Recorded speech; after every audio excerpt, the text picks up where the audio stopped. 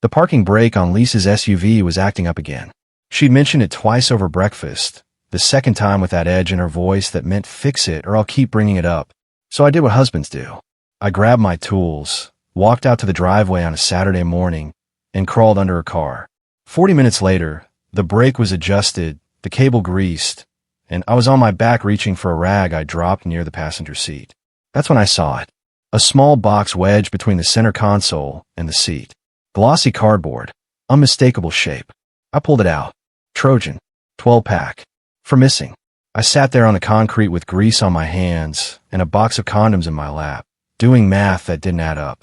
We'd been married for 11 years. I had a vasectomy 5 years ago after our second kid. The procedure was Lisa's idea. She didn't want more children. Neither did I. We agreed. I wanted the knife. 6 weeks of recovery. A follow-up test that confirmed 0 sperm count. Done deal. So why did my wife have condoms in her car? I stood up, still holding the box, and walked back into the house. Lisa was in the kitchen loading the dishwasher, hair in a ponytail, wearing the yoga pants she wore when she wasn't actually doing yoga. Fix the brake, I said. Thank you, babe. She didn't look up. I set the box on the counter between us. Found something else. She glanced at it. Her hands froze on a coffee mug.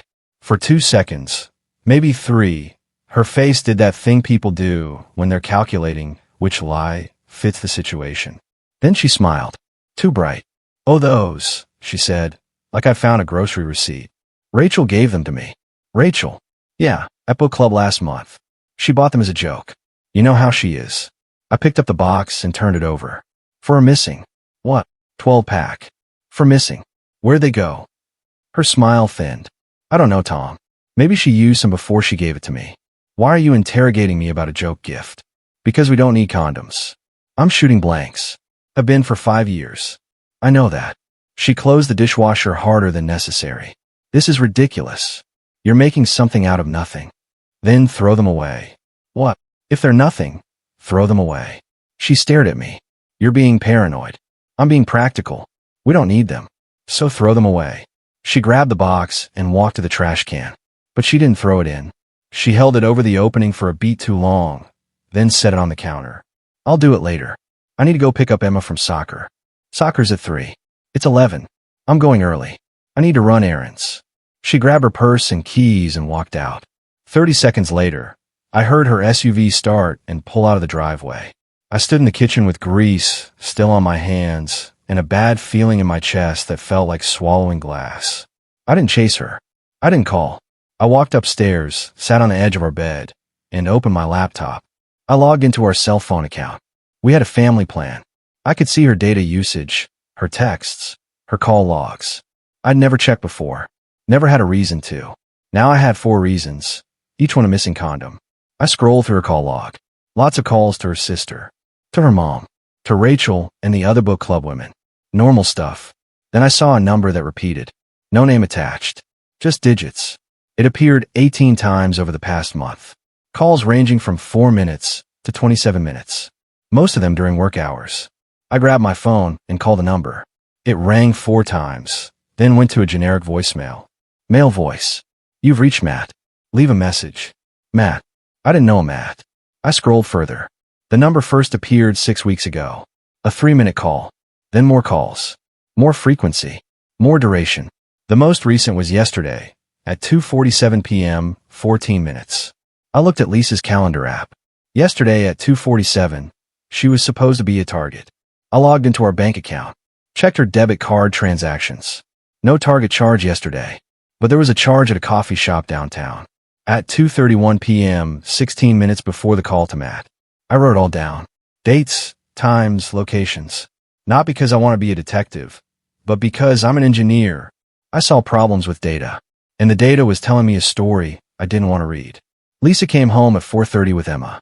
Our daughter bounced in with grass stains on her knees and a participation medal around her neck. Dad, did you see? We won. That's great, kiddo. I hugged her. Go wash up for dinner. She ran upstairs. Lisa set her purse down and avoided eye contact. I'm going to start dinner, she said. Who's Matt? I asked. She froze with her hand on the refrigerator door. What? Matt. You called him 18 times in the past month. Who is he? She turned around slowly. Are you tracking my phone now? It's a family plan. I checked the account. Who's Matt? A co-worker. You work from home 3 days a week. Why are you calling a co-worker 18 times? We're collaborating on a project. What project? The Reynolds account. Why does it matter? Because you've never mentioned him. Because you've never mentioned the project. And because you're lying about where you were yesterday. Her face went hard. I'm not doing this. You were supposed to be a target. But your card shows a coffee shop downtown. At 2:31. Then you call Matt at 2:47. Want to explain that? You're spying on me. I'm asking questions. You're deflecting. This is crazy. She pulled a pan from the cabinet and slammed it on the stove. I'm not on trial here. Then answer the question. Who's Matt? I told you. A co-worker. Then I'll call him right now. I pulled out my phone. Don't. Why not? If he's a co-worker, he'll confirm it. Because it's humiliating. You're acting like I'm cheating on you over a stupid box of condoms. Are you? She stared at me. Emma's footsteps thundered overhead. The refrigerator hummed. Somewhere outside, a dog barked. Lisa's mouth opened. Closed. She set down the pan. No, she said quietly. I'm not cheating on you. Then explain the condoms. I told you. Rachel gave them to me. Call her. Right now. Put her on speaker. Tom. Call her. Lisa pulled out her phone and dialed. It rang twice. Rachel answered, bright and loud. Hey girl, what's up? Hey, Lisa said, voice tight. Quick question. That box of condoms you gave me at book club. Was it a 12-pack? Silence. Then Rachel, confused. What condoms? Lisa's face went white. The ones you gave me as a joke. I didn't give you condoms, Lise. What are you talking about? Lisa's eyes met mine. Trapped. Caught. She hung up without saying goodbye. So I said, want to try again? She set the phone down carefully, like it might shatter. Okay. I bought them. What? For us. We don't need condoms. I know, but I thought. She stopped. Recalibrated. I want to feel spontaneous. You know, different. We've been married 11 years. You've never wanted spontaneous before. Maybe I'm changing. 4 are missing. I threw them out. Why would you throw out condoms you bought to be spontaneous? She pressed her palms on the counter. Because I changed my mind. That's not an answer. It's the only one you're getting. I picked up my keys. I'm going for a drive. Tom, don't do this. Do what? Leave a conversation where my wife lies to my face. Where are you going? Out. I'll be back when I feel like talking to someone who tells the truth. I walked out, got in my truck, drove to the Home Depot parking lot, and sat there with the engine off. My phone buzzed. Lisa. I didn't answer. She called again. I turned the phone off. I sat there until the sky went dark, then drove to my brother's place across town. Dan opened the door in sweatpants and a t-shirt that said World's Okayest Dad. You look like hell, he said. I feel worse. He let me in. His wife Kelly was putting their son to bed. Dan grabbed 2 beers from the fridge, and we sat on his back porch under the string lights his kids had hung last summer. Talk, he said. I told him everything. The condoms. The calls to Matt. The coffee shop charge. The lie about Rachel. He listened without interrupting, which is why I drove to his place instead of calling. When I finished, he took a long drink and set the bottle down. What do you want to do? I don't know. Yes, you do. You just don't want to say it out loud. I stared at the fence line. I want to know who Matt is. Then find out. Al, you're an engineer. Figure it out. I drove home at midnight. The house was dark except for the porch light. Lisa's SUV was in the driveway. I parked, walked inside quietly, and went straight to the guest room. I didn't want to sleep next to someone I didn't trust. In the morning, I woke to the sound of Lisa knocking. Tom, you in there? Yeah. Can we talk? Not right now. Please. I made coffee. I'll get some later. She went quiet. I heard her footsteps retreat down the hall. I showered, dressed, and came downstairs. She was sitting at the kitchen table with her hand around a mug, eyes red. I'm sorry, she said. For lying. You're right. Rachel didn't give me the condoms. I bought them. What? She looked down. I don't know. That's not good enough. I was curious. About what? About feeling wanted. I pulled out a chair and sat across from her. What does that mean? You've been distant. We barely touch. We haven't had sex in 2 months. I felt invisible. So you bought condoms. I thought maybe if we tried something different. Lisa, I had a vasectomy. We don't need condoms. Unless you're using them with someone else. Her face crumpled. I'm not. Then where are the missing ones? I threw them out. You said that yesterday. I don't believe you. She stood up fast, chair scraping. I don't know what you want me to say. The truth. Who's Matt? I told you. A co-worker. What's his last name? She hesitated. I don't remember. You've called him 18 times and you don't remember his last name. I don't. Stop lying. I stood up. I'm going to work. When I come home, I want the whole story. No edits. No excuses. Or I'm calling a lawyer. I left before she could answer. At work, I couldn't focus. I sat in meetings and nodded at the right times, but my brain was running scenarios. Affair. Emotional cheating. Physical cheating. Some combination. At lunch, I called the number again. Matt's voicemail. I left a message. This is Tom Patterson. You've been calling my wife, Lisa. I'd like to know why. Call me back. He didn't call back. But at 3 p.m., I got a text from an unknown number. This is Matt. I think there's been a misunderstanding. Can we meet? I stared at the message. Then typed back. When and where? Coffee shop on Elm. 5 p.m. I'll be there. The coffee shop was small, the kind with mismatched chairs and local art on the walls. Matt was already sitting at a corner table when I walked in. Early 40s, fit, wearing business casual. He stood and held out his hand. Tom. I didn't shake it. You Matt? Yeah. Listen, I think we need to clear something up. Go ahead. He gestured to the chair across from him. I sat. He sat. He looked nervous. Lisa and I work together, he started. Doing what? Marketing. We're both on the Reynolds account. We've been collaborating for a few months. 18 calls in the past month. That's a lot of collaboration. He winced. Yeah, about that. We've been talking. About what? Personal stuff. She said she was having a hard time at home. That you two were distant. She needed someone to vent to. And you volunteered. She's easy to talk to. I'm going through a divorce. I guess we had that in common. What common? We're not getting divorced. She said you might be. I leaned back. She said that. Yeah, a few weeks ago. She said things were bad.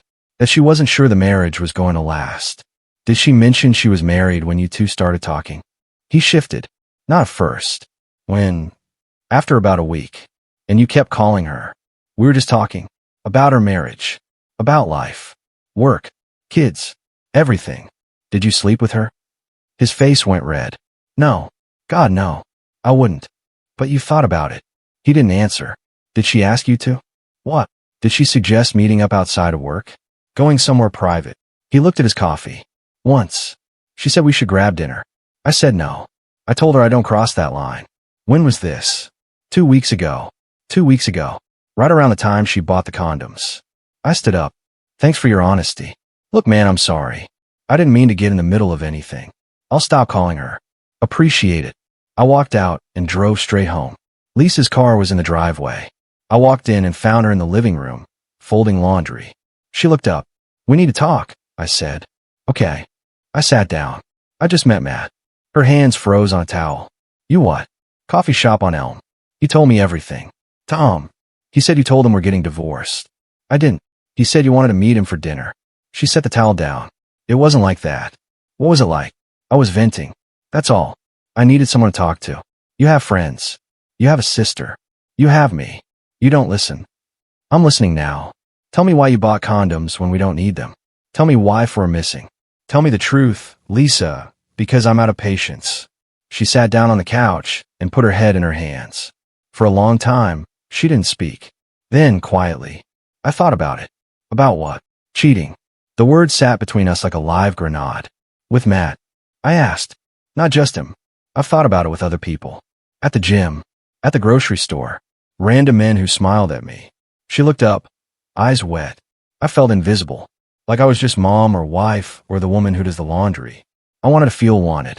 So you bought condoms. I bought them because I thought maybe if I had them, I'd feel brave enough to do something. To remind myself, I'm still attractive. Did you use them? No. Where are the missing ones? She swallowed. I threw them out. One at a time. Every time I talked myself out of doing something stupid. I stared at her. You expect me to believe that. It's the truth.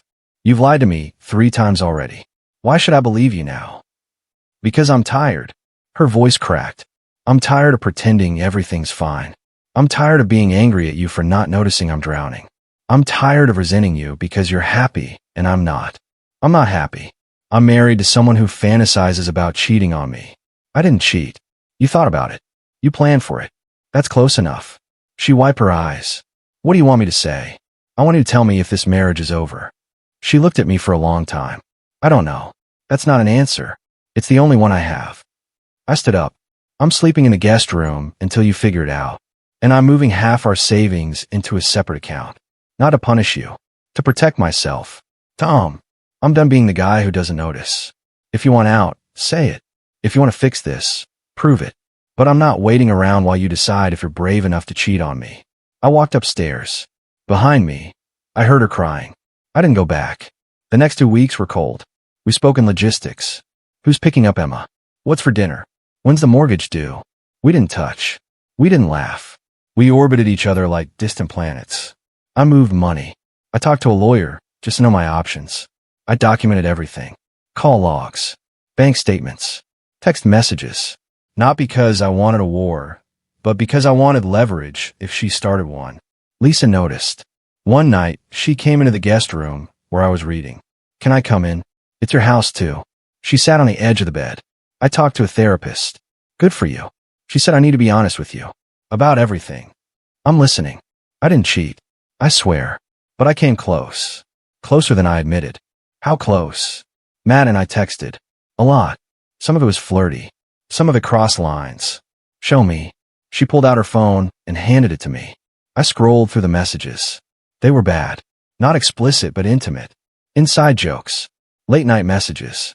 Compliments that felt too warm. A message from her. I wish I'd met you before I got married. His response. Me too. I handed the phone back.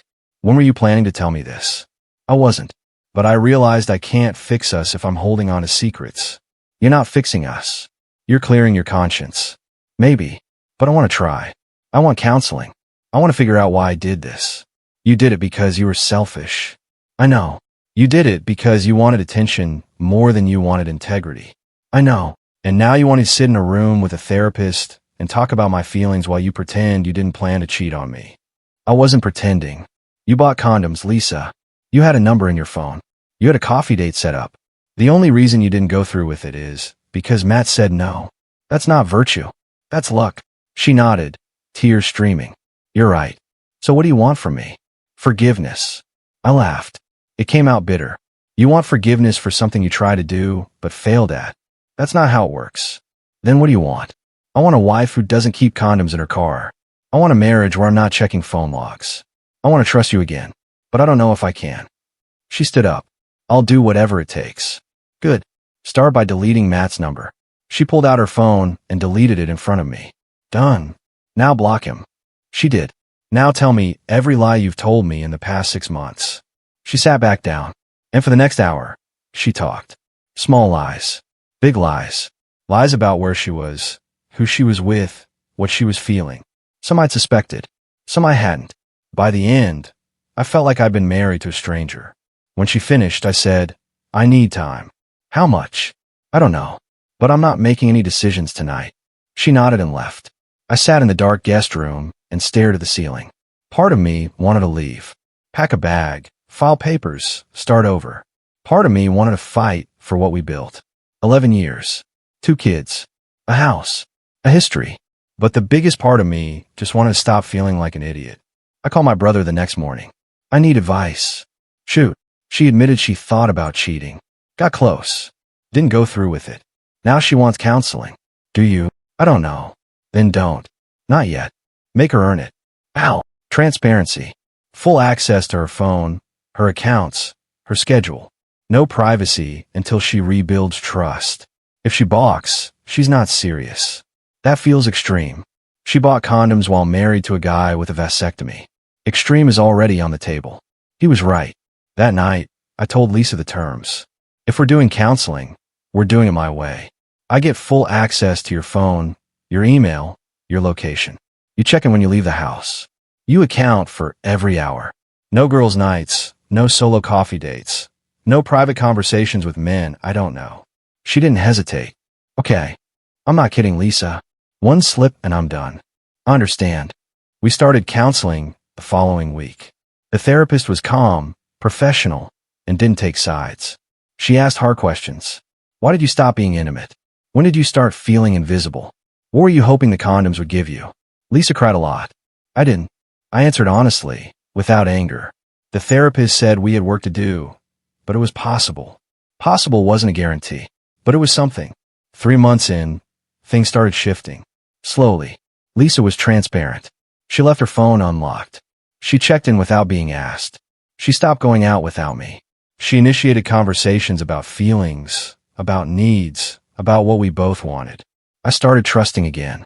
Not fully, but enough to sleep in the same bed. Enough to touch her hand at dinner. Enough to believe that maybe she meant it when she said she was sorry. 6 months later, we were better. Not perfect, but better. We laughed again. We had sex again. We made plans that felt real. And one night, while cleaning out the garage, I found a box of condoms in a trash bag she'd forgotten to take out. Empty. I stared at it for a long time, then threw it away without saying a word. Because some battles aren't worth refighting. Some wounds just need time. And some marriages survive because both people decide they're worth saving. Ours did. Barely. But it did.